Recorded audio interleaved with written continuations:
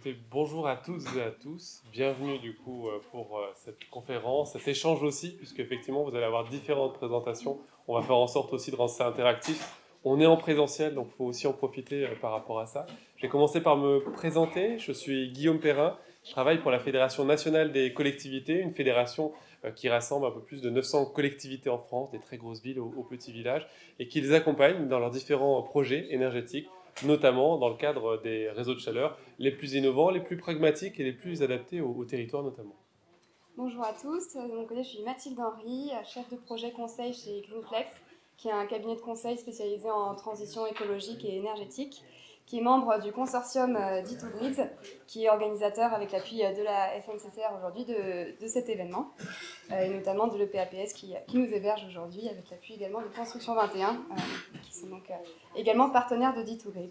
Alors D2GRIDS, qu'est-ce que c'est? C'est un projet européen qui a débuté en 2018 et qui pourra jusqu'à 2023, qui a pour but de développer en Europe du Nord-Ouest les réseaux de chaleur de 5e génération. Je ne vous en dis pas plus tout de suite, on vous expliquera un petit peu plus tout à l'heure de quoi il s'agit. Et donc c'est un consortium qui regroupe une vingtaine d'acteurs européens qui ont pour but de développer ces réseaux de chaleur très performants et qui visent un taux d'énergie renouvelable très élevé. Mais je ne vous en dis pas plus pour le moment. Et puis Guillaume, tu voulais peut-être d'abord revenir un petit peu sur l'historique des réseaux de chaleur et nous parler du programme de cette conférence. Exactement, on a effectivement un panel d'intervenants assez riche. Alors on va parler de Saclay notamment, parce qu'il y a plein de choses qui se font, vous allez voir c'est très dynamique, ce qui est mis en place, ce qui continue d'être mis en place en dynamique constante là-dessus. Puis on va faire un petit peu un tour aussi pour sortir de notre contexte français, voir grâce à, on compte aussi sur vous au niveau de la salle, qui venait de contextes différents, les Pays-Bas, la Suède en particulier, sur la manière dont sont développés ces réseaux de chaleur 5e génération. On viendra avec différentes présentations et nos speakers qui sont présents. Peut-être un mot effectivement dans l'historique très rapidement, avec le focus français aussi, parce que c'est vrai que certains d'entre vous étaient curieux de savoir comment ça s'était mis en place. On voit que la 5e génération, elle additionne toutes les qualités des générations qui l'ont précédée. En France, on a eu différentes périodes dans le développement des réseaux de chaleur. Une première période dans les années 10, les années 20, les années 30, début du XXe siècle en l'occurrence, où effectivement on est en train de créer les villes, les industries, des réseaux de manière globale, des réseaux de transport, mais des réseaux d'énergie également. Une deuxième période, on est post-Seconde Guerre mondiale, avec là une période de reconstruction, d'urbanisation à proximité des grands centres urbains. Et donc là, on cherche à mettre en place des outils massifs de distribution d'énergie avec cette optimisation dans le développement de l'énergie en question. Années 80, et vous êtes ici en Île-de-France, donc région au centre, autour de Paris, avec effectivement la dynamique de la géothermie profonde, donc la récupération de chaleur dans le sous-sol, qui permet effectivement de se dire que face à la flambée des prix de l'énergie, ça rappelle étrangement l'actualité d'aujourd'hui, regardons d'abord les ressources locales. La ressource locale en Île-de-France en particulier, également dans l'ouest de la France, au sud de la France, c'est la géothermie profonde. Année 2010, encore une nouvelle dynamique, et on voit que les arguments en faveur du développement des réseaux de chaleur s'additionnent, s'ajoutent les uns à la suite des autres. C'est la suite effectivement au niveau de l'approche environnementale, écologique, moindre poids carbone en l'occurrence, qui permet effectivement d'avoir un focus sur le développement des énergies renouvelables, notamment la biomasse, notamment la chaleur fatale, etc. et le solaire thermique évidemment. Puis aujourd'hui, c'est la question, c'est un petit point encore d'interrogation, les équilibres géopolitiques font qu'on cherche à avoir une dépendance moindre des imports d'énergie extérieure, puisqu'on le voit bien avec la flambée des prix, on le voit bien avec la situation assez complexe en termes de gestion, qu'avoir un choix sur son énergie, réussir à maîtriser son énergie, ça reste un choix géopolitique assez important.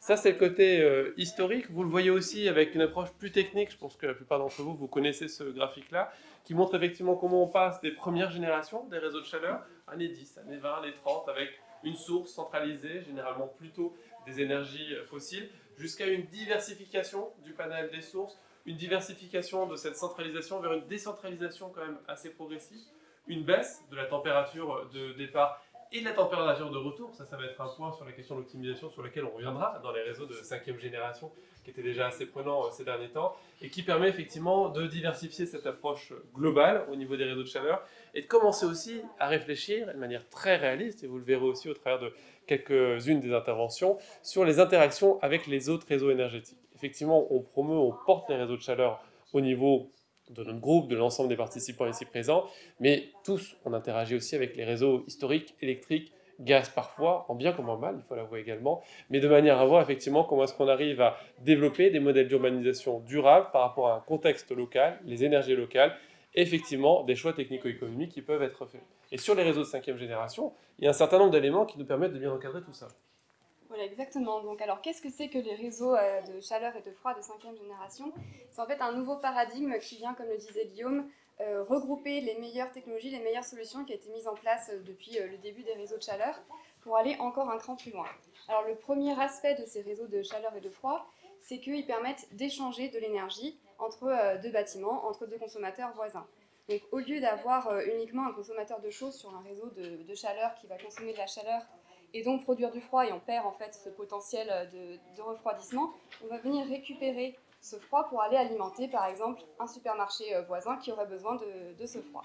Et inversement, peut-être qu'un consommateur de froid pourra venir alimenter en chaleur par exemple des logements juste à côté, juste au-dessus ou quelques centaines de mètres plus loin.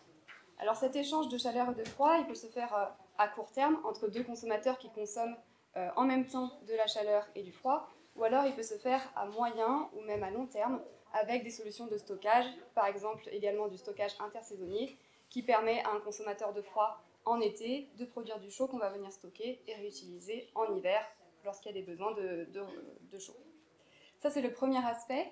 Le deuxième aspect, c'est que les réseaux de chaleur et de froid de 5e génération, pour pouvoir alimenter à la fois en chaud et en froid, ils sont basés sur une boucle énergétique tempérée, une boucle d'eau tempérée qui permet d'utiliser des sources d'énergie renouvelables basse température qu'on sous-utilise actuellement, donc la géothermie par exemple, la thalassothermie, la récupération d'énergie fatale d'industriels, de data centers, voilà, beaucoup d'options comme ça qu'on n'utilise encore pas suffisamment et qui ont un gros potentiel en Europe et en France en particulier, et de pouvoir prioriser les sources de plus haute qualité, de plus haute température pour les usages qui en ont vraiment besoin, les usages industriels par exemple, la production d'électricité pour les usages spécifiques, et de pouvoir uniquement utiliser des sources basse température pour de chauffer par exemple nos bureaux ou nos logements qui n'ont pas besoin, a priori, s'ils sont bien isolés, de haute température.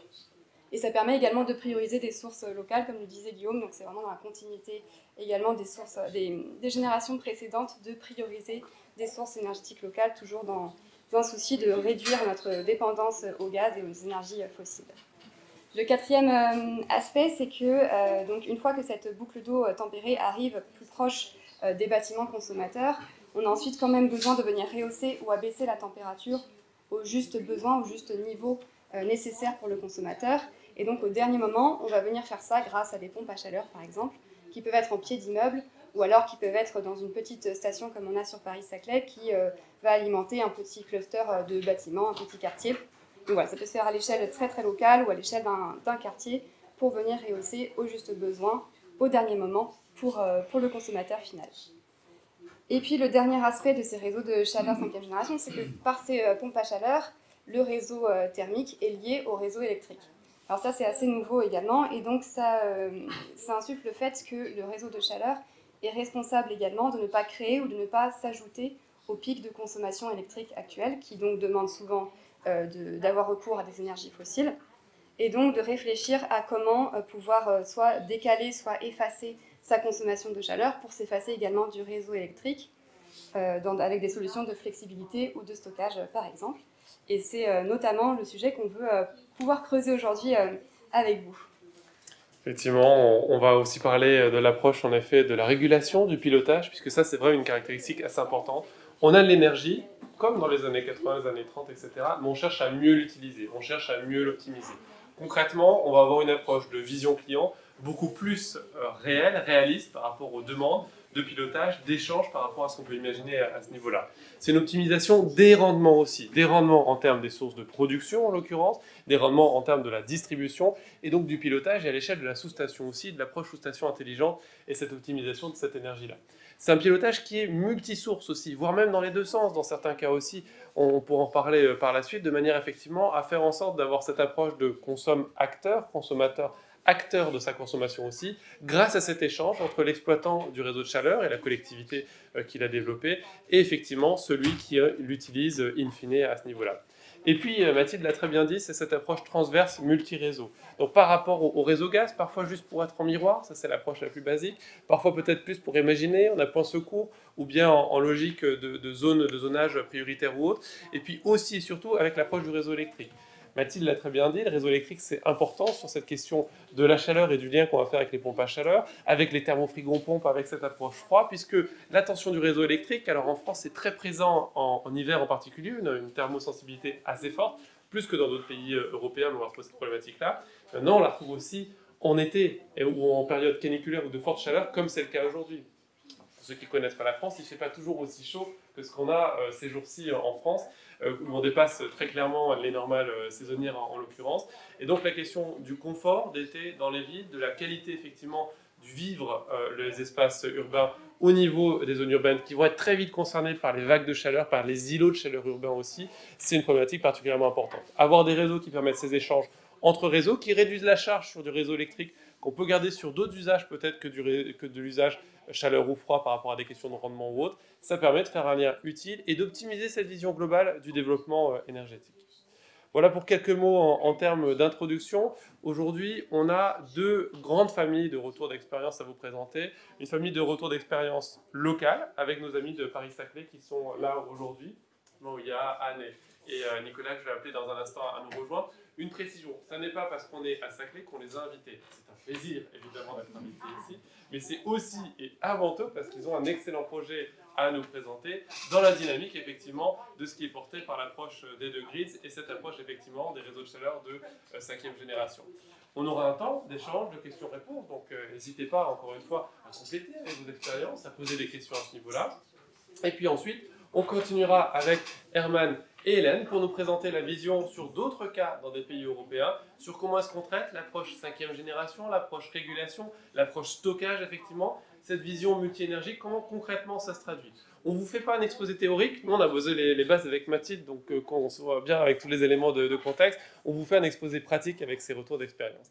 Je vais maintenant appeler du coup Maouya, Nicolas et Anne à nous rejoindre sur la scène, de manière à présenter comment est-ce que ça se passe à Saclay, qu'est-ce qui est mis en place, où est-ce qu'on en est, comment est-ce que ça s'insère par rapport aux thématiques qu'on a vues aujourd'hui, et puis est-ce qu'il y a eu des questions qui sont posées de manière opérationnelle en ce que vous avez développé, ce qui est réalisé, comment on continue à optimiser, puis comment on continue encore à aller plus loin. Bonjour à tous, merci Guillaume. Voilà.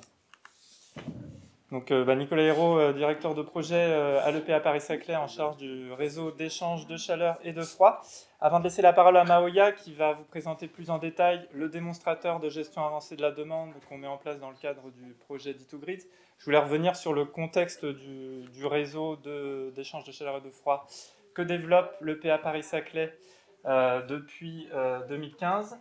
Ce réseau a vocation à alimenter les nouveaux bâtiments du campus urbain. Donc le campus urbain, c'est là où on se trouve, hein, mais c'est bien plus large que le quartier de l'école polytechnique. Ça s'étend aussi de l'autre côté de la nationale 118 sur le quartier du Moulon, quasiment jusqu'au CEA. À l'heure actuelle, on a environ une quarantaine d'abonnés raccordés sur le réseau. Et on en prévoit une centaine d'ici la fin des opérations d'aménagement aux alentours de 2030. Ce réseau a la particularité de s'articuler autour de ce qu'on appelle une boucle tempérée, qui est la plupart du temps qui fonctionne à 30 degrés. Cette boucle tempérée, elle est maintenue à 30 degrés principalement grâce à la géothermie. Donc on va chercher la chaleur à 700 mètres de profondeur dans la nappe de l'Albien. Et on échange les calories au niveau de l'installation centralisée qui correspond vulgairement à notre chaufferie et qui contient aussi des équipements d'appoint et de secours pour assurer la pointe en hiver notamment avec des chaudières au gaz. Cette boucle tempérée raccorde ensuite différentes sous-stations d'îlots. Il n'y en a que 2 de représentés, mais on en aura 9 à terme. Ces sous-stations d'îlots, comme le disait Mathilde, sont des installations de production décentralisées qui vont contenir des pompes à chaleur pour produire au plus près des usagers la chaleur et le froid qui sera ensuite distribués aux différents bâtiments aux alentours de chaque sous-station d'îlot. Alors, comment ça marche concrètement? En fait, la pompe à chaleur va avoir deux rôles, va valoriser deux sources d'énergie renouvelable et de récupération. Premièrement, elle va récupérer les calories qui reviennent du réseau de froid pour les réinjecter dans le réseau de chaud. Donc, c'est déjà une première source d'énergie, donc qu'on appelle chaleur de récupération. Et deuxièmement, elle va valoriser la chaleur de la géothermie à 30 degrés qui est apportée via la boucle tempérée pour, pareil, l'injecter dans le réseau de chaud. Donc on a vraiment ces deux sources d'énergie renouvelable et de récupération qui ont la particularité de ne pas être pilotables, ces sources, en fonction de la demande, puisque la géothermie, on est sur une production constante, et la récupération de chaleur sur le froid va dépendre des besoins de froid des abonnés. D'où l'intérêt de développer davantage la gestion de la demande des abonnés, leur gestion de chaud comme de froid. Donc c'est ce qu'on commence à faire avec ce démonstrateur. Donc je vais laisser la parole à Maouya qui va vous le présenter.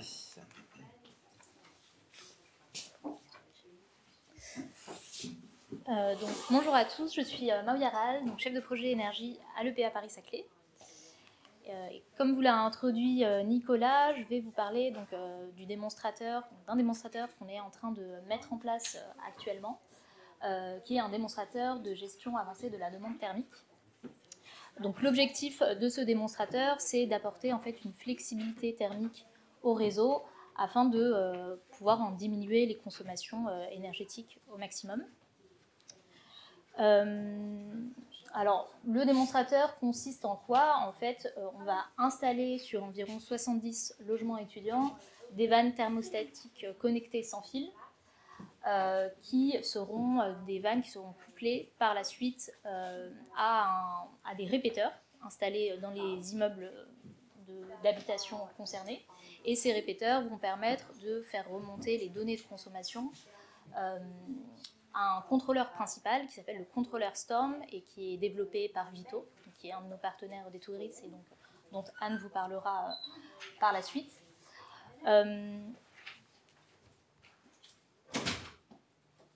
Donc vous voyez sur les photos en fait les bâtiments concernés par cette expérimentation. Ce sont des résidences étudiantes qui accueillent principalement des étudiants de l'école centrale Supélec.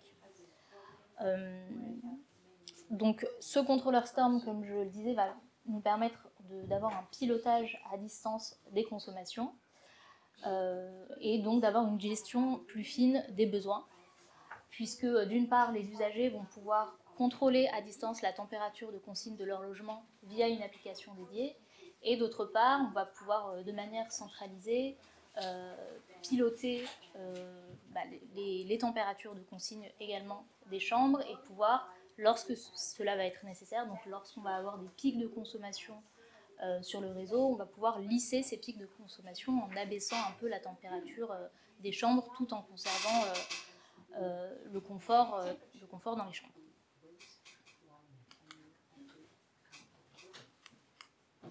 Alors pour cette expérimentation, on a été accompagné de plusieurs partenaires, dont plusieurs associations étudiantes de Centrale Supélec.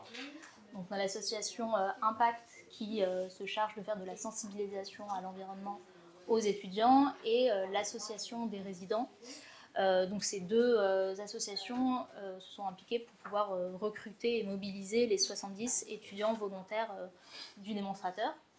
L'association Via Réseau qui est en charge de la gestion des réseaux et des systèmes informatiques des résidences était également impliqué dans le projet. Et puis enfin le gestionnaire des résidences, le CESAL, qui s'est chargé bien sûr de faciliter l'installation des équipements domotiques à l'installateur. Donc on va vous passer une courte vidéo qui présente un peu plus le réseau de chaleur de Paris-Saclay et le démonstrateur. Et puis après, on laissera la parole à Anne pour vous présenter donc, les premiers résultats de l'expérimentation.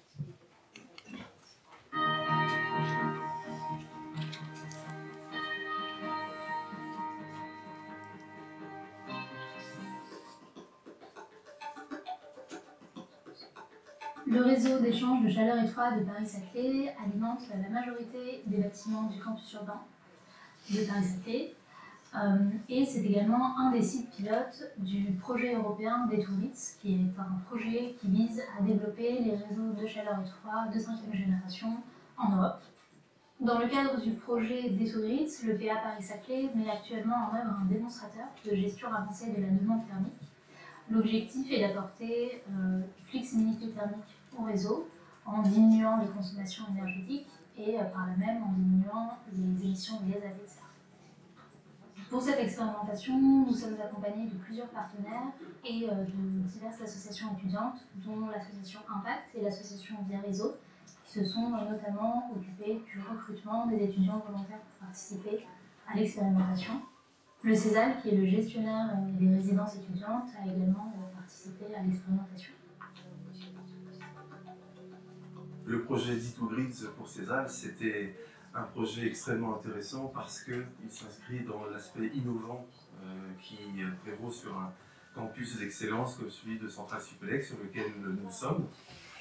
La résidence s'est engagée dans ce projet pour le confort de ses résidents, de ses 2500 résidents, tout en améliorant les performances énergétiques, donc les consommations, en optimisant les consommations, sans diminuer le confort. Dans le cadre du projet D2GRIDS, on a mis en place en fait, une interface de supervision qui permet de visualiser l'ensemble des têtes de chauffage connectées du programme. Et donc cette interface permet de visualiser, logement par logement, de manière anonymisée, les températures ambiantes dans les logements et les températures de consigne, donc les températures souhaitées. L'exploitant peut donc manuellement baisser les consignes dans certains logements pour éviter des surconsommations, par exemple en période de vacances, où les logements sont inoccupés. Et d'autre part, de manière technique, via des algorithmes d'intelligence artificielle, le système peut automatiquement décider de diminuer les consignes momentanément dans certains logements pour alléger la charge sur les sous-stations du réseau de chauffage.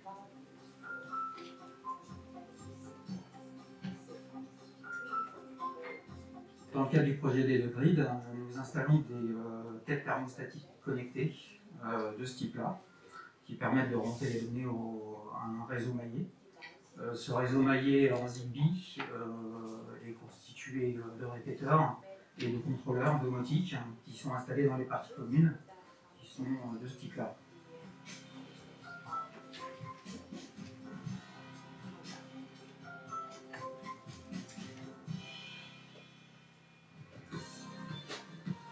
Via Réseau, on est une association informatique de Centrale-Supélec. On travaille donc sur le campus de Saclay et on fournit plusieurs services, donc notamment une connexion internet à plus de 2000 personnes qui donc, sont dans les résidences de CESAL, ainsi qu'à l'administration de CESAL, ainsi que d'autres services liés à l'informatique. Dans le projet D2GRIDS, on a été impliqué au niveau de l'installation technique. Donc des bornes de contrôle devaient être mises en réseau, donc c'était sur notre réseau, qui est le même celui de la résidence CESAL.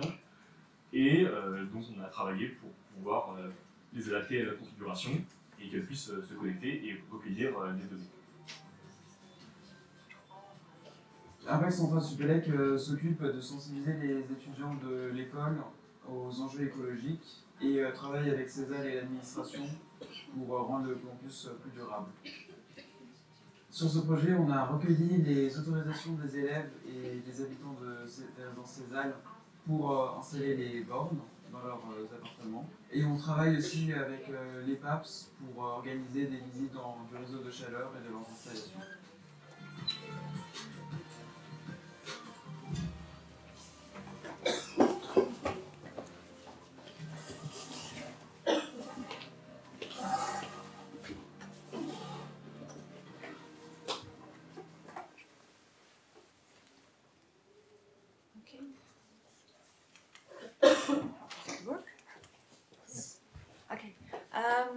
Sorry to switch to English. My French is not that good. If I've known up front, then maybe I could practice, but also want to apologize to the translator because maybe what I'm going to say is not so easy to translate, so I'm going to try to be very clear. So my name is Anne Wouters. I'm a program manager at Vito Energyville, which is a research institute in Flanders, Belgium. And I'm going to tell a bit about how we did demand-side management on the Paris-Saclay demo, how we tested this heating season. First going to tell a bit on how we do this in order to get these kind of results. So the product that we use to do demand-side management, it's actually a set of algorithms which is based on machine learning, so it's an artificial intelligence solution, which enables the optimization of the operation of the network through demand-side management. I will tell a bit more on what it is, but in human language it means that what we will try to do is we will try to predict what the heat demand is in the network. We will try to predict when, where and how peak loads will appear, and then we will reduce these peak loads by using the thermal mass of buildings. So we're going to reduce peaks in the system, and why are we going to do that? Is to give maximum opportunity for renewables to be used in the system and avoid the use of peak boilers or oil and gas burners, which are typically used for that. We try to avoid the use of these as much as possible. With this, there is an immediate impact on the operational cost as well as the environmental impact.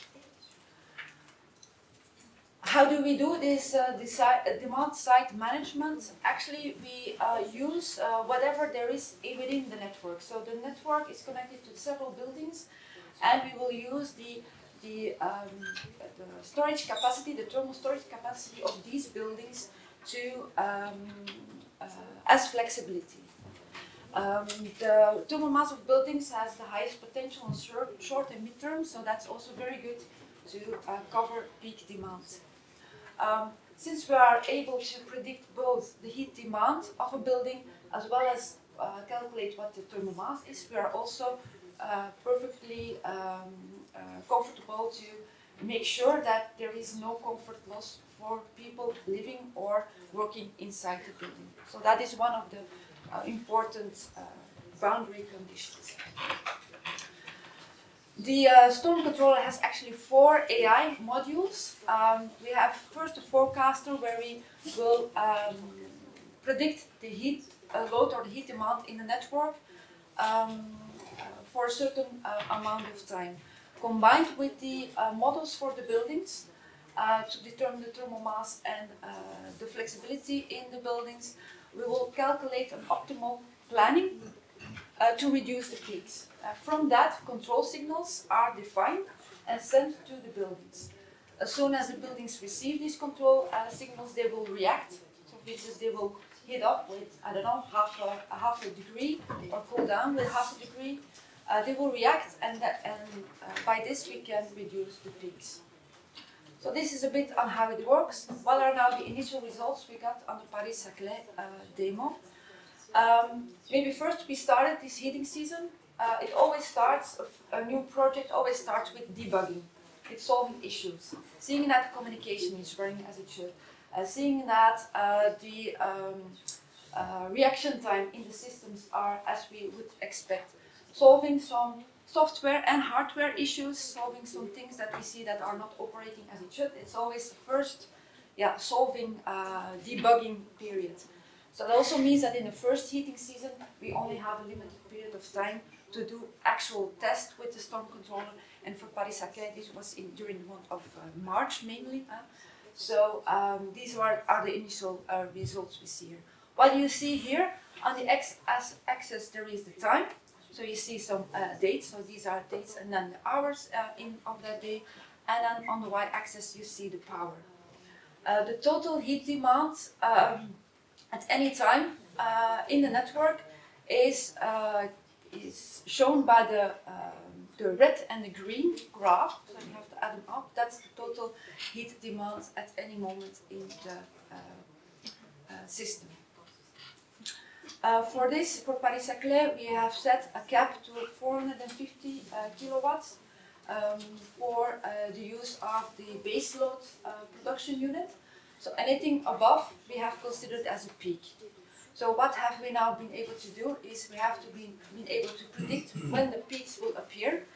Typically in this case they were in the morning. We have being able to predict when they will happen, how big they will be, and also to calculate the optimization plan and send out the control signal. So the optimization plan is given by the blue parts, and what is the result is the remaining peak, which is given in the orange part.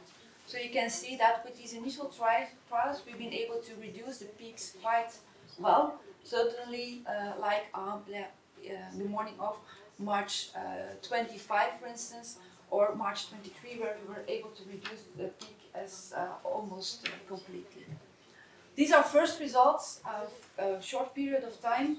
So the idea is also to repeat this next heating season. Hopefully we will be able to run a full heating season and also see what the full potential is of this demand side management, and also to calculate it back to what it really means economically and towards environmental impact. This is the end of my presentation. Feel free to ask questions later on.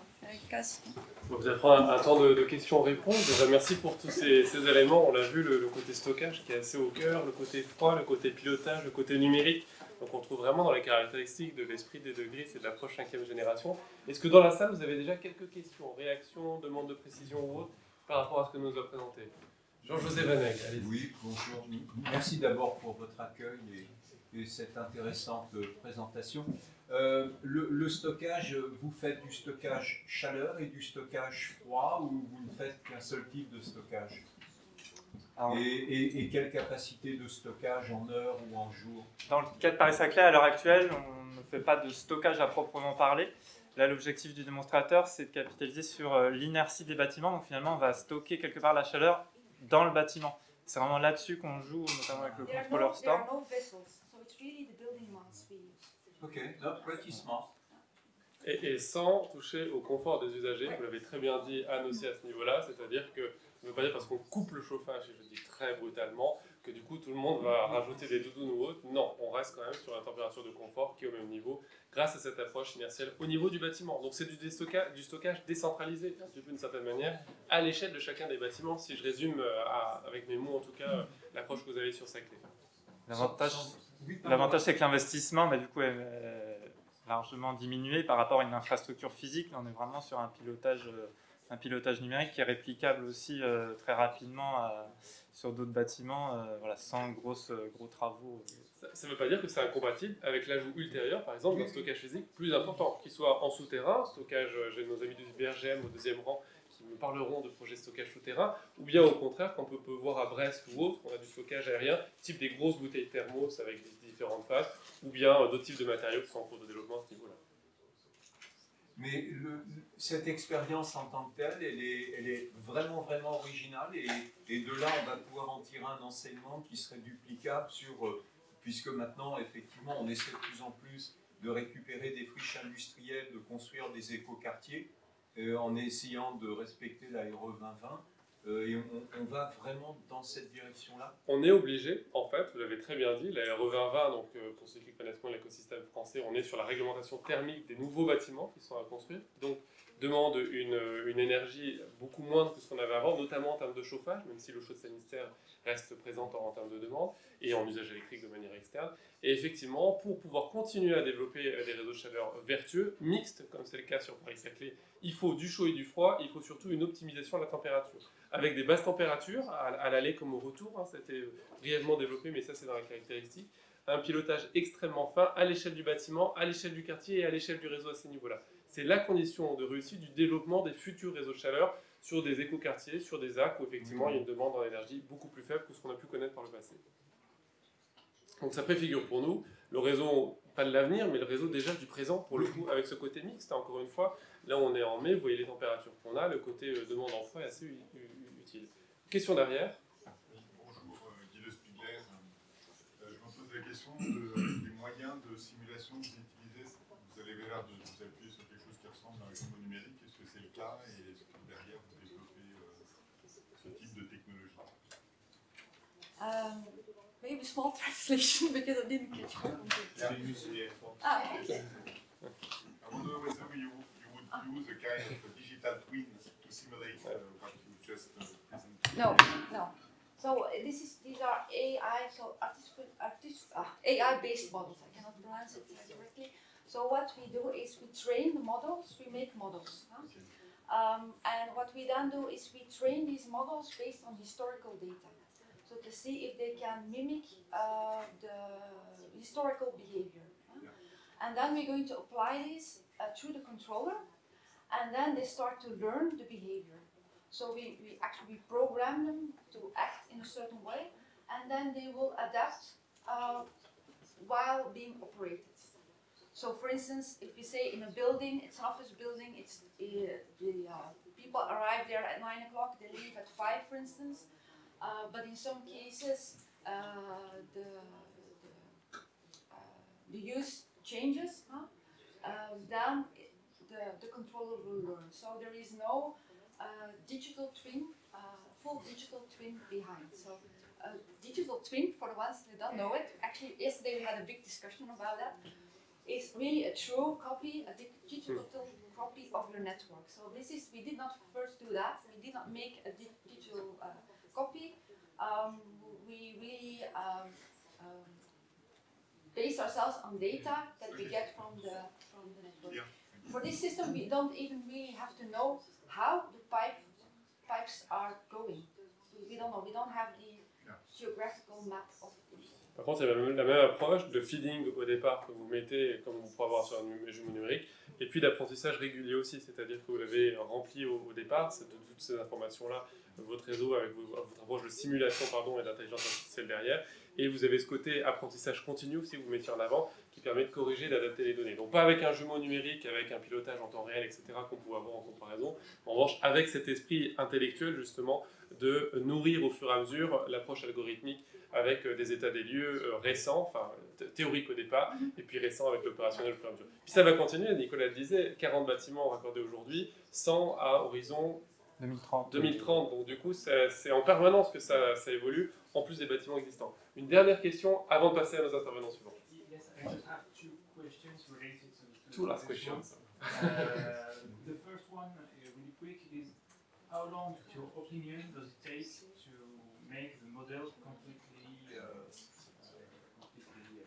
efficient? I mean, is it 1 year, 2 years?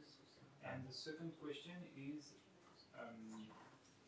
it planned to be full automatic, or will it need one person or several persons to make sure the system works completely, and if there are because you are on a phase where you analyze the situation and you make some adjustments. It depends a bit on how much data there is available, how much historical data is there available. The more historical data there is available, the faster we can work. So we have, in the meantime, there's a whole library of building models. So it's not like every time we have to make new models. So they're also reduced models, so it's not a fully detailed building model, because we only need certain parameters. We know actually how the building reacts on certain signals.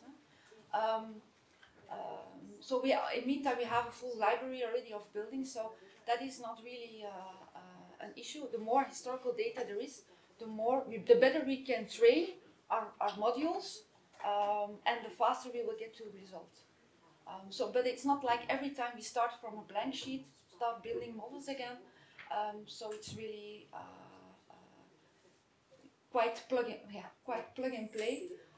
But what we often see is that where are the challenges in the beginning is communication going as planned?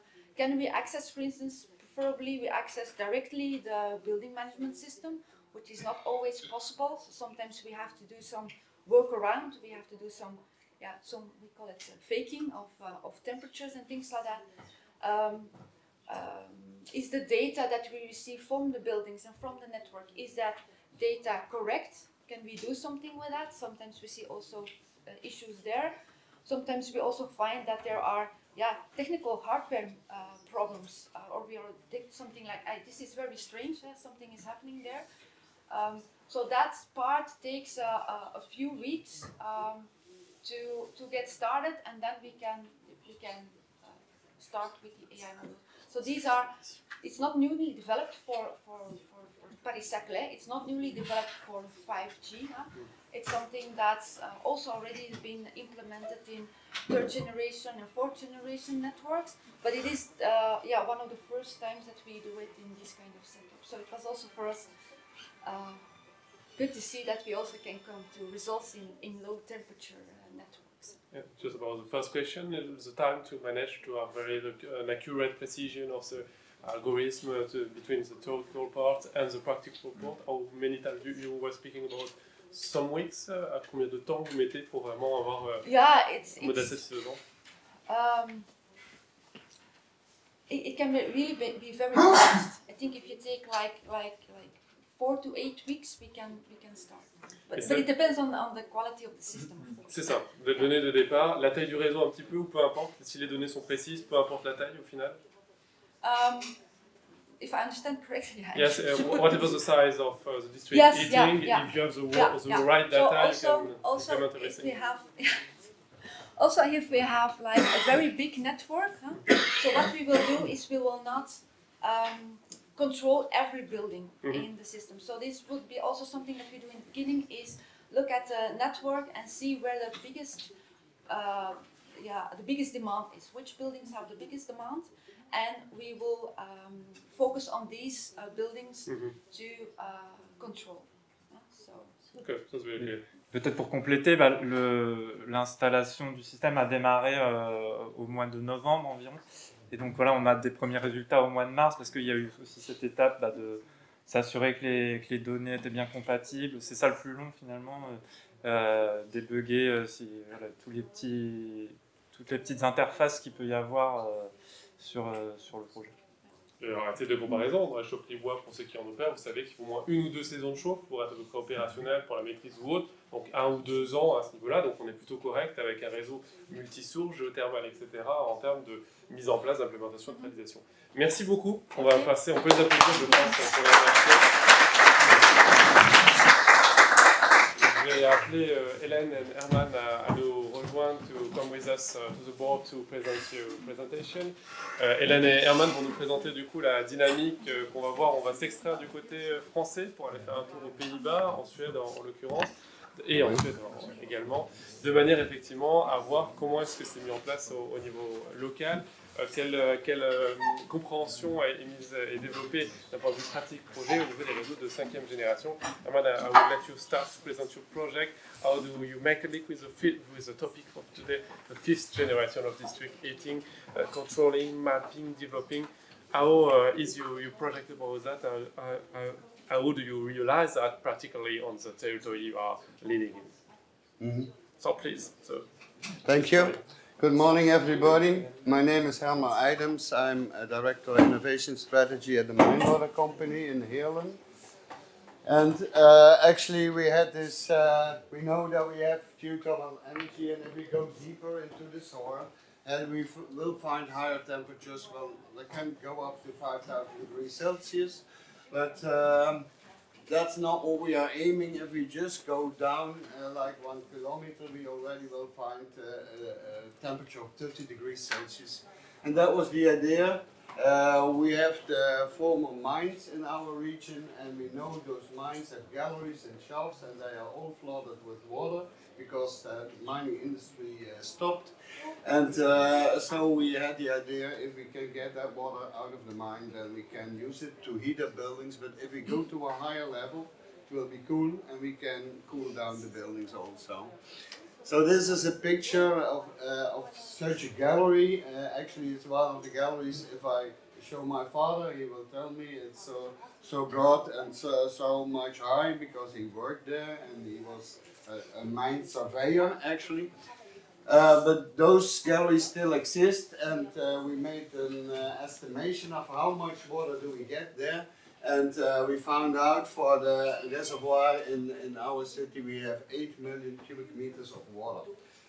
Once I translated, I said that's 22,000 Olympic swimming pools of water. And then you get some imagination how much that is. And if we look in there, actually what we were doing first, we were taking out the heat at the level from minus 700 meters, and then we would take cold water at a level of 200 meters and re-inject that water in the middle, and it would flow through these galleries like a labyrinth and warm up or cool down again. But then we done this project. It was an Interact project also, some 50 million euros. It was done and everybody dropped it out of his hands and said, okay, we are ready. And nobody was thinking, what's happening after? So what's happening after? You need to set up a business to sell this energy and to keep this alive over the years and people going on with it. And then we quite quickly found out that we only had this 5 wells and it was not enough to expand. So we started thinking about the grid, about the consumers, how we could improve the network on the soil or subsoil, but just below our feet. And first thing was that we said, okay, don't use it as a source. Take out heat, take out cold and re-inject. Start using it as a storage. Because then in summertime you can bring in heat and you can get more heat back in wintertime. And actually if we look at this idea for storage, we calculated how much energy is in 1 cubic meter of this water. And then I calculated back and said we have the storage capacity of 1.4 million Teslas under our feet in the water. And that again was making sense. So we got a newspaper next day and said, in our city we have 1.4 million Teslas. That's awesome, man. That's something you can use. Let me see if this works. So now we are in this stage of expanding our grid. Actually, if you see the blue line that's and we have some dots around. It's not very clear on this picture, but in the north of Heerlen, there we have the 2 hot wells, and somewhere in the south we have the 2 cold wells, and we had to connect them by a backbone. It's an 8-kilometer pipe which is carrying this mine water from one point to another. But we don't want this mine water into our district, so we build substations. It's actually energy exchange stations where we take heat or cold from the mine water and bring it into what we call the cluster grid. And this grid is containing drinking water.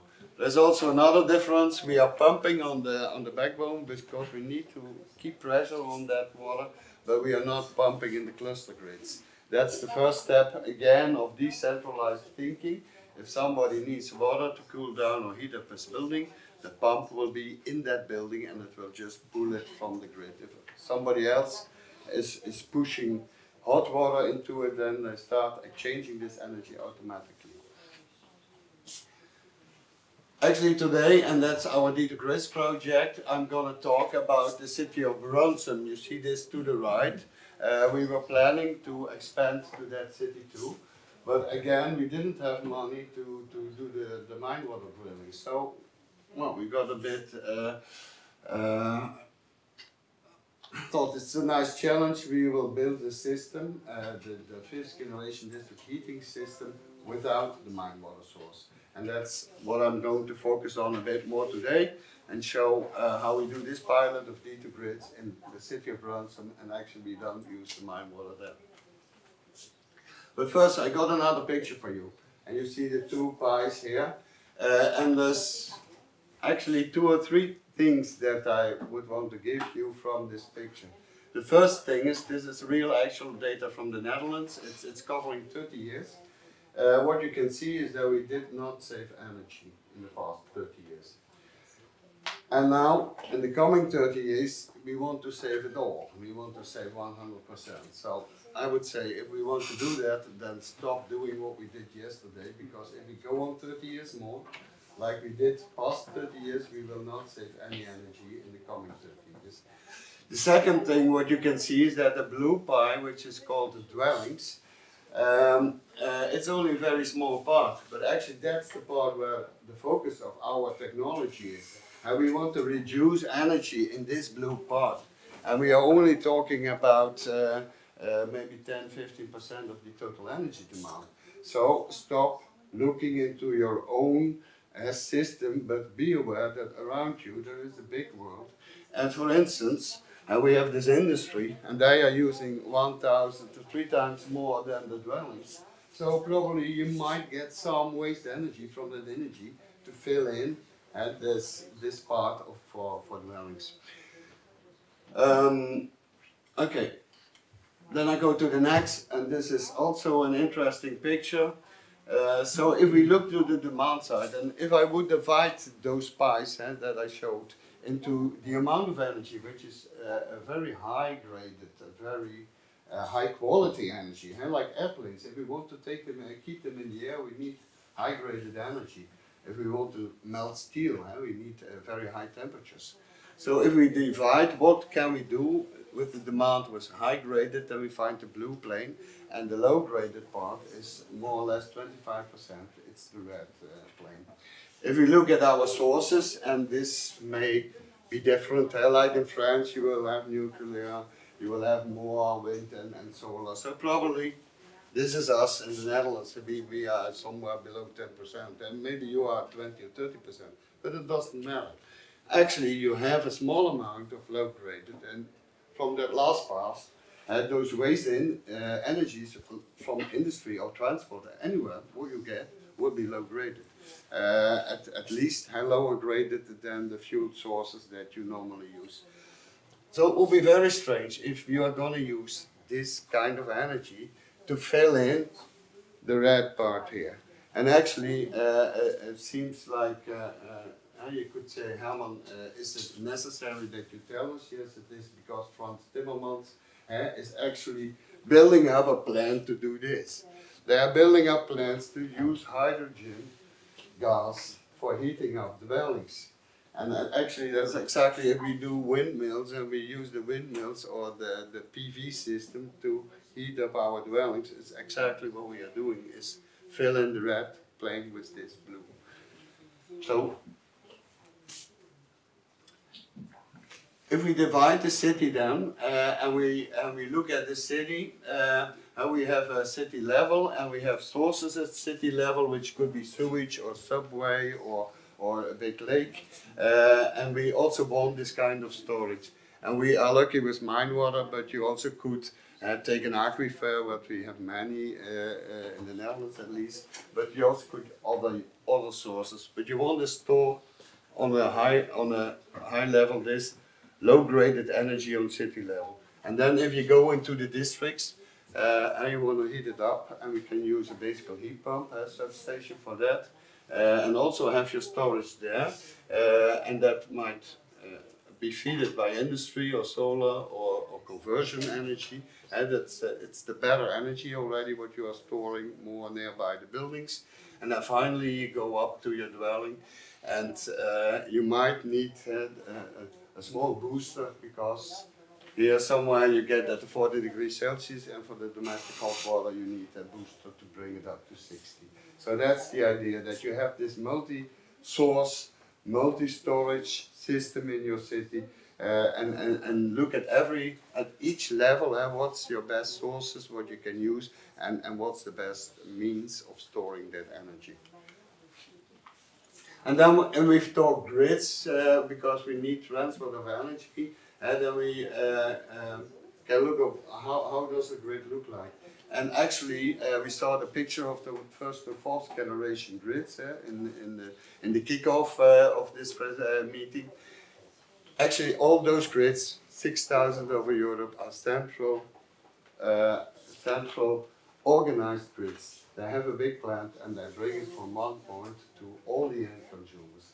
And what we are aiming at in this fifth generation idea is that we go from centralized grids to decentralized and to go to clouds or distributed. So we have small appliances, and that's also a thing that you need to believe, or you don't believe, but I do believe, that we had some big computer servers in the beginning, and now we all have the laptop and they get more powerful.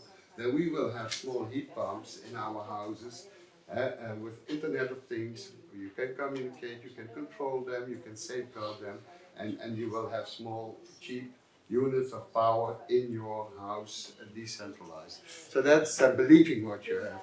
But if you have that believing, then you want to build cloud grids. And if you think about no regret, then you should not start building these systems, because you never can turn this one into a cloud.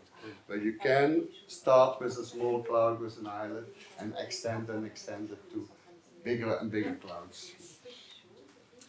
Actually, this is what we do in Heerlen. We have the double loop. We have a hot pipe and it's not very hot, 28 degrees, and we have the cold pipe, it's not very cold, it's 18 degrees. It's fed by this mine water energy. We have some storage in there. The only thing we use is electricity. We don't have any fossil gas, biomass, or anything. And we have the decentralized substations. And when they give you heat, they take cold back. So if you have a heat pump, normally you have those fans on the roof and they are blowing away the heat. No, we take the backside in our grid. So if the front side is cooling, and we use it in the building, the back side is feeding the grid. If the front side is heating, then the back side is cooling down the grid.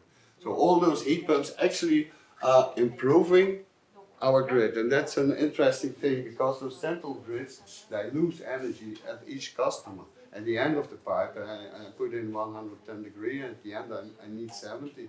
So it's going down, but these grids are upgrading at every customer. Because I have one customer, I need to cool them down, my hot pipe is getting a higher temperature. And if I have to heat up the next one, my cold pipe is improving. So it's a system which is improving itself. And it's also a kind of self-regulating. Well then, what we did in Heerlen, 3 minutes, okay. It's, you make it exciting for me. What we do in Heerlen, we try to translate this for this D2GRIDS project. I won't go in very depth then, because also Mathilde told about these principles. And we said, okay, we were doing this, why? And actually brought it back to these 5 principles. So you do not have to copy-paste our system of Heerlen on another side, but you must follow those principles.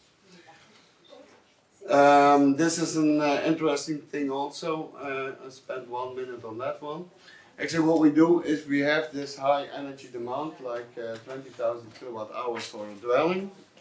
We will do some savings here, but it's not to the end. It's the easy things that you can do. And you will save 30%, so you have some 14,000 left. Then we use exchange and waste energy and bring the 14,000 back to 7,000. And the 7,000 we have the heat pumps with a very high efficiency. So actually we are putting in electricity, but it's only 2,000 kilowatt hours. So we bring the energy demand back with 10 times to 2,000. And if you talk about 2,000, you can get it from 10 solar panels on your roof.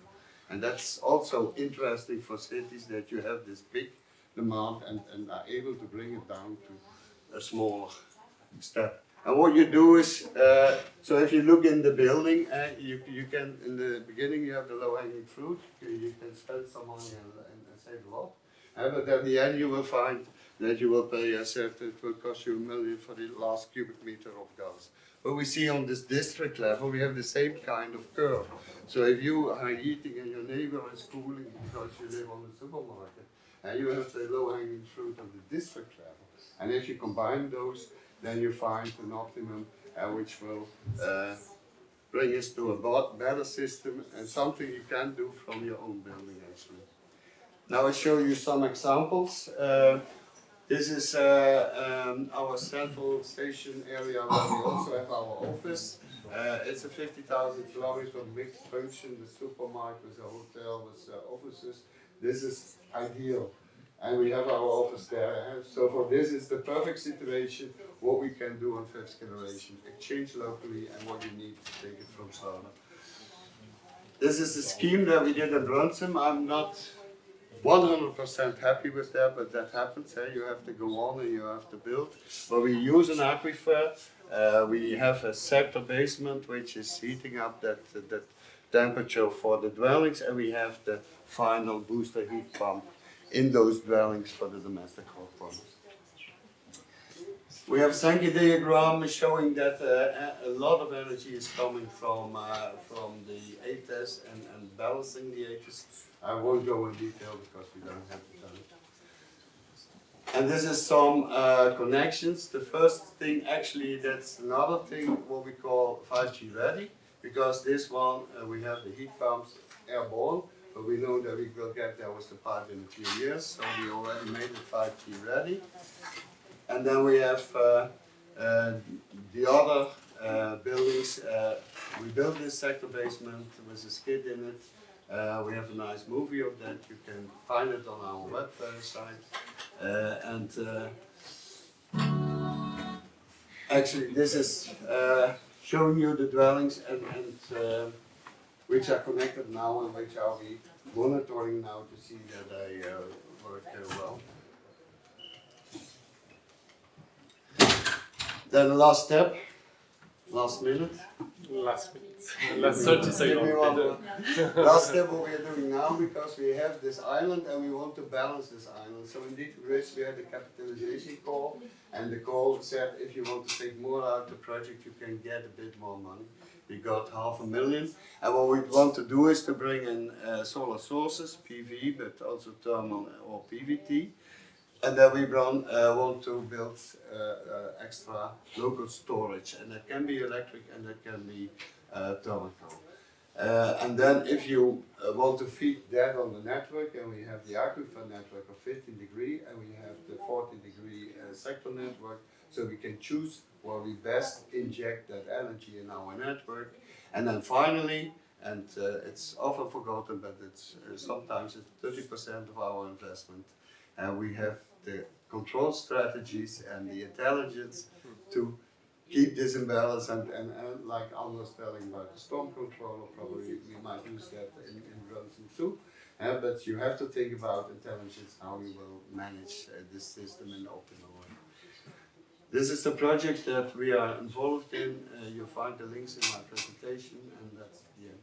Thank you very much, Herman. I propose to the audience to keep your question after the intervention of Hélène. It will be easier to be as sharp as possible in terms of schedule of today. Thank you very much. Will you stay with us and we will ask some questions after the intervention of Hélène. Thanks. Hélène. Thank you. I've been to your site, it's very nice. Okay, now I will talk about what's happening in heaven. More projects in here. You were optimistic all the time. So, I thought when I get greedy, then I show them a bit more. yeah, maybe we can contact. So I'm Helen Karlsson, and I do come from Sweden, but work in Germany for a company called E.ON. It's a big energy company, and focusing mainly on power grids. But with I do come from the part where I've been working with large power plants and district heating systems. So combustion and distribution. So our system is called, we call it Ectogrid, and I will get back to the reason for that one. Okay, so here is the site, Medical Village. It's a former site of AstraZeneca, pharmaceutical company. In Lund, it was a big research facility, and then AstraZeneca decided they would cluster the research, and they moved away from Lund, where this is located. Then a foundation decided to buy this area, and the reason was that they wanted to enable an innovation campus for more pharmaceutical companies or medical research. This area was fed with district heating and district cooling. So essentially one temperature to bring in the energy and another temperature to remove the energy. Because really thinking about what district heating and district cooling is, district cooling is about removing the energy again. We were thinking, okay, this might be a good site to try out this project we've been working with data centers from the beginning for a long time. And we also had district cooling grids where we were taking the return flow. So you provide 16, you take 16 back. The 16 we have been boosting to 65 to provide to large residential areas. So this was some thinking about maybe we could try to build our first bidirectional grid here. And the reason why we are that keen on bidirectional grids is because the cities where we have our district heating grids and district cooling grids, they're not too keen for us to put 4 pipes in the ground. Also, in many places we have problem finding welders and companies that are keen to build the high temperature district heating grids. So E.ON have a lot of high temperature district heating grids, I might add. Many of them actually based on CHPs generated by gas. So this is the really big background. But this is a site that was perfect for the fit, because it was innovation focused, and they have, of course, large demands of cooling in an area with a lot of pharmaceutical research. This is quite a development, and now we have connected 15 commercial and residential buildings. So this grid has grown outside Medical Village to residential areas, and more buildings to be connected. By combining the heating and cooling in this way, we've been saving more than 60%. I think it, of course, depends on what you add and not add. The amazing thing with this area is that it's growing. So actually more people are working here today than when it was AstraZeneca, and everybody were super sad about AstraZeneca closing down. So what is happening with the area is getting densified, and since we have a decentralized generation, we can meet this demand. So this system that we call Ectogrid is a 2-pipe system, and as Herman says, it's similar thinking on the hydraulics, not precisely the same what I recall, but the pumping is only distributed in our system. So we have frequency control pumps in the buildings. And here you could see that on this picture it looks like we have both a cooling machine and heat pump in the buildings, but essentially this represents the cooling need and the heating need. So the building with the demand of heating takes from the warm line and boosted it with the good CP of the heat pump. On the other side, cold water is getting back to the cold line. If the neighbor is in need of cooling, it uses that chilled water to work with their cooling machine, and excess heat is putting back on the warm line. We do not work with set temperatures. So what our system is doing is that we control the output temperature of the heat pump or the substation. So this is very important for us, because then we can split the delta T, but we can also change the temperature of the grid. And this is why we call it ectogrid, like an ectothermical animal. So we try to optimize depending on what we have, what kind of excess energy we have to work with. So this is a little bit more closer look. As I said, this is a nice illustration, but we use the same compressor here. And we try to use a set of compressors. So we try to use several heat pumps, because our experience is, at least for new build, they calculate the demand of the building, and it's never that demand that is going to happen. Then we can add additional compressors. And what we do is that we have a computer, the same system as we use in our district heating systems, you could say. It's a small Linux computer on the site that we integrate with the BMS system.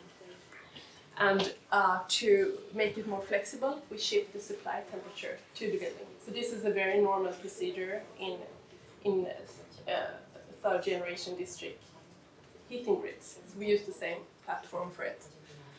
I will get back to that. Here we also have a balancing unit. Our balancing unit is a water tank. And so if these buildings with excess cooling or with cooling needs, they put their excess energy in this tank and is being stored. It's stratification. At night, residential comebacks, they empty the tank and use it to take a shower. we have different versions of this grid now, how distributed it is, and for practical reasons, but also actually for legal reasons. Different countries have different views on how to be doing this. I forgot the most important. Sometimes, of course, we do need to add energy or remove energy from the system. And then we take whatever is available. In the Medical Village site, we use district heating grid, for instance. We can use the return flow, but we actually normally use a reversible heat pump. Our ambition in the long run is to have a energy solution to go with it. But since it's such an expensive area, we do not know where to put it yet.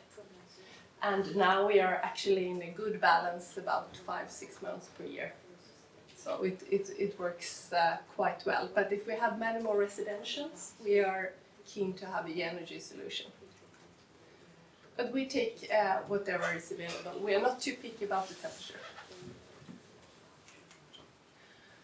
So this is our big development topic, is focusing on this digital platform. Because we have several grids, as I said earlier, that is operating on gas today. And to be able to electrify areas where you have a gas CHP, you know you will have a lack of power, and at the same time we will introduce electric vehicles. And this is our major focus, I would say, today, to actually make the electric power last for everybody, for all needs. We know as a big grid company, this will not be solved in a year or two. It's a very, very long-term process to reinforce the grids in the way it's needed to remove the gas. So the focus is the control of all these consumers, and the thermal grid is a very, very good consumer to control. And we have it on Microsoft Azure, and we do connect it directly if we wish. But for instance, Medical Village is directly connected to the electric spot market, and to optimize also the price. And in just 2 weeks. Yeah, 2 weeks. This layer is also optimizing towards the overall power connection in the area. So, and we have been taking a lot of patents in the system. This is nothing we are used to in a big energy company, but it's mainly because we see this is a move from the heat pump manufacturers. This area is going towards not the big energy company area. It's going to be another animal when it comes to competition. We also, I have to talk about the reward heat. I promised Robert Fredricio to mention this. We work super hard towards a common and standardized solution of our substation to be able to operate and maintain these without too much engineering powers. So this is the focus we have. And now we work on several projects and in several of the regions, and actually I want to mention this French one. Jean-François here is working with. It's in France. It's in Champagne district. So we're much looking forward to explore the French market a bit more. So, did I make it? Thank you. That's perfect. Thank you. I think we can applaud both of you. And we have some time to take some questions if you are from the audience. Jean-José, peut-être. Yeah. May I ask you a question? I'm pretty much, let's say, it's mind-blowing, your idea, but very interesting, because we would go from, let's say, a traditional network for district heating to something which will be close to cloud.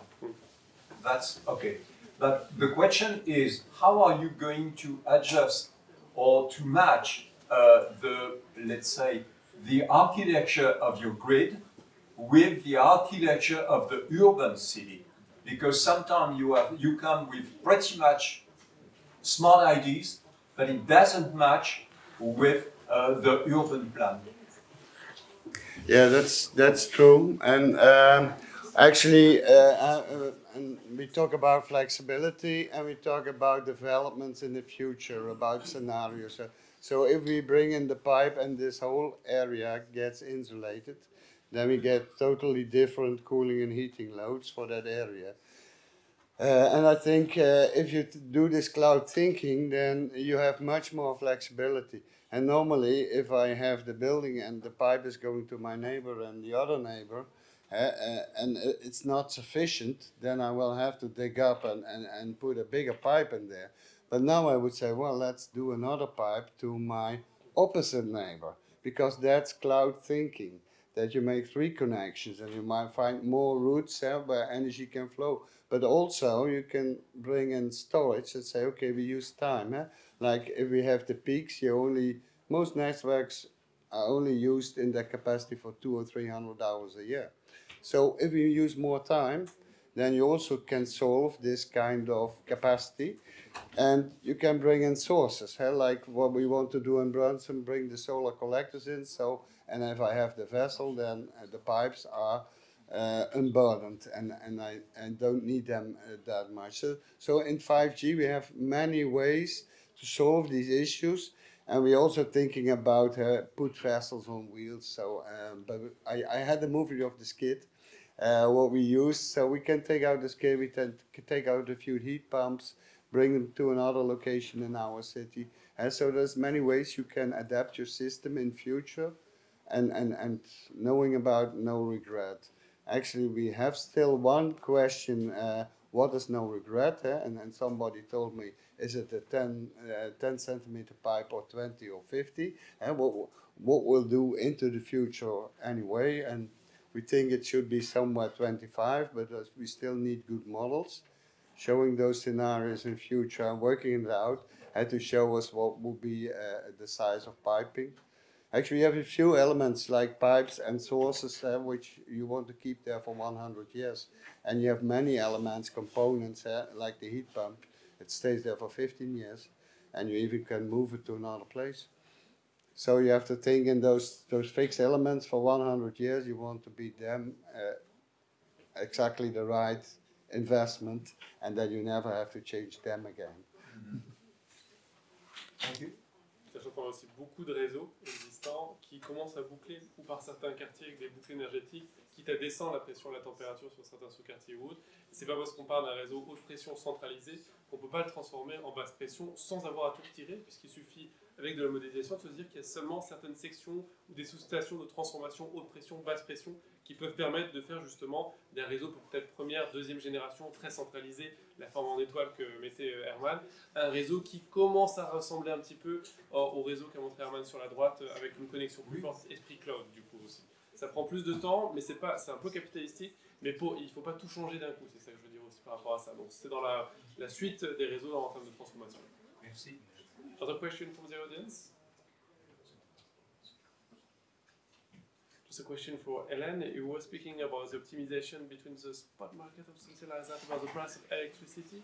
I think it should be really difficult nowadays, what I say, with the precision, the rapidity, the speed of the market today. How do you match between the market and the way you conduct your district heating, your approach? No, but for instance, if we know we are going to need a lot of heat in the evening and the price is good, the sun is shining and the wind is blowing, we boost the system.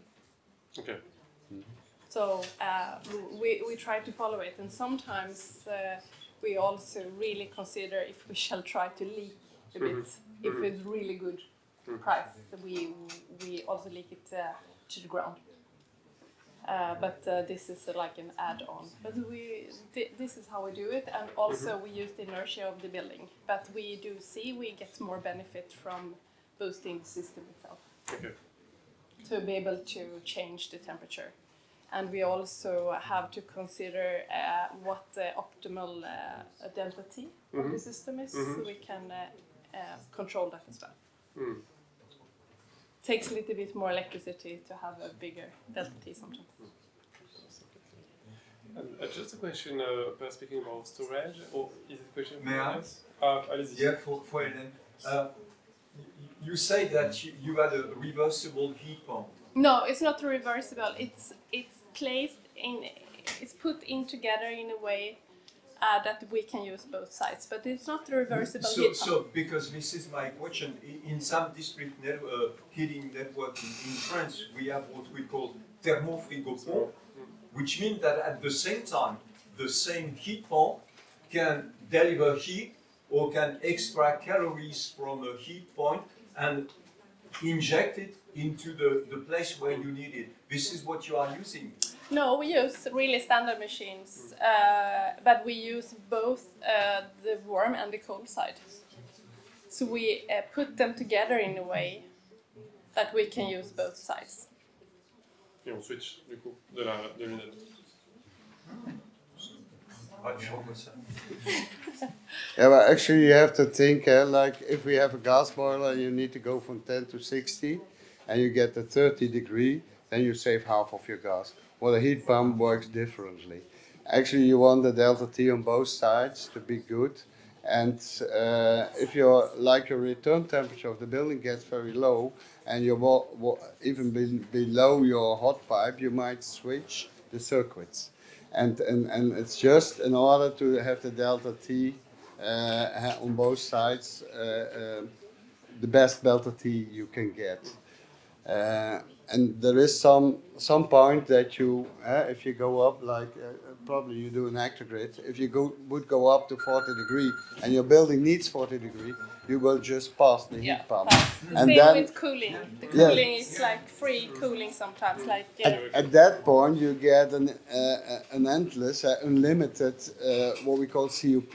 And the efficiency is 1 million, like that. At least 30. Yeah, because still you have to pump. You still have to pump. Running, yes. But it's really, if it's a warm day and you have cooling in the building, it's a really good CUP, of course, to move that excess energy up to the domestic hot water, for instance, or to the neighbor. Actually, what we're doing in this project, like Reboot Heat, we also member partner in that project, so we are together in that project. Actually, we are working out schemes for substations who can deal with all this kind of issues, and it's getting quite deep technical stuff. But it's interesting because you can get very good gains out of that. Yeah, and you also, at least for a utility, I think for you as well, it's important that it looks pretty much the same when you come to the substation. You cannot have all different kind of connections because then it's difficult to operate and maintain. Il y a le côté cascade aussi, le côté interaction, injection, réinjection aussi qu'on peut avoir avec cette approche de station intelligente du coup aussi.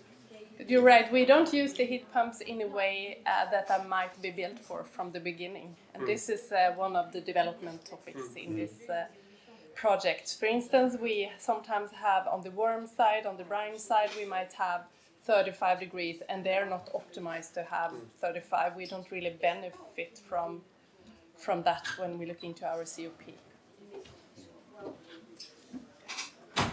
Sauf si une dernière question de la salle, on va arrêter du coup notre conférence aujourd'hui. To make a real special thanks to our speaker today, both Herman, Hélène, and both the team of Paris-Saclay, Maoula, Nicolas et Anne, évidemment.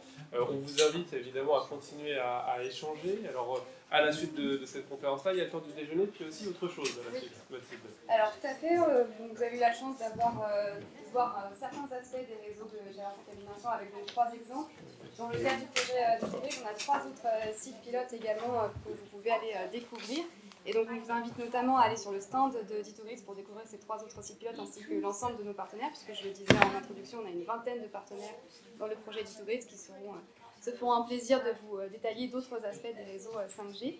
Et puis, on a également un Serious Game à 13h30 cet après-midi qui vise à vous mettre en situation de démarrer un nouveau projet de réseau 5e génération avec la mise en situation d'une réunion avec les différentes parties prenantes d'un réseau 5e génération, que ce soit des consommateurs, des producteurs d'énergie, un opérateur de réseau de chaleur, une collectivité qui peut financer et profiter de cette de cette énergie. Donc on vous propose, il nous reste quelques places, donc si vous voulez également vous y inscrire et y participer, n'hésitez pas à venir juste à la fin dans quelques minutes nous le dire et on vous inscrira sur cette liste-là. Voilà. Et puis on a également un site internet qui s'appelle 5gdhc.eu, donc 5gdhc.eu, sur lequel vous pouvez également retrouver l'ensemble des informations du projet D2GRIDS et beaucoup d'informations également sur les réseaux de chaleur 5e génération. Voilà. Merci à tous pour votre écoute et à votre disposition si vous avez des questions rapidement. Juste en complément, on a aussi une visite du réseau de Saclay. Paris-Saclay. Le rendez-vous est fixé au niveau de l'arrêt bus des Navelles Spring. Il y a un bus dédié qui partira à 15h30 pour vous emmener sur le site de notre installation centralisée et la visite avec l'aller-retour en bus dure 1 heure. Et vous pouvez faire donc les deux, et Serious Game, et du coup la visite, c'est bien conçu quand même. Vous voyez, c'est comme pour les réseaux de 5e génération, tout est bien organisé, on optimise à chaque fois. Merci, en tout cas, vous comprenez l'échange, il continue encore via les sites internet, via les éléments de conférence que vous trouverez, et puis via vos échanges à vous. Bon appétit à tous et à très vite.